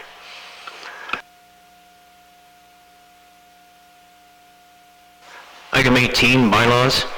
Bylaw 1660 for third and final reading to confirm the proceedings of the November 20th regular council meeting. Support. Moved by Councilor Bondi, supported by Councilor Rogers. Questions? Deputy Mayor Malash. Say that parade was Friday or Saturday? It's Saturday. Saturday. Okay. December the 9th. Yeah. All in favor of the motion? Motion carries. Bylaw 1661 for 3 readings this evening, being a bylaw to authorize the borrowing upon amortizing debentures. Moved by Councilor Snively, supported by Councilor Rogers. Questions? All in favor? Motion carries. Bylaw 1662, also to authorize the borrowing upon amortizing debentures. Support. 3 readings. Supported. Moved by Councilor Bondi, supported by Councilor Vokes. Any question? All in favor? Motion carries. And bylaw 1663 for 2 readings this evening to confirm the proceedings of this December 4th regular council meeting. Moved by Councilor Bonnie, supported by Councilor Rogers. Questions? All in favor? Motion carries. Do we have another meeting?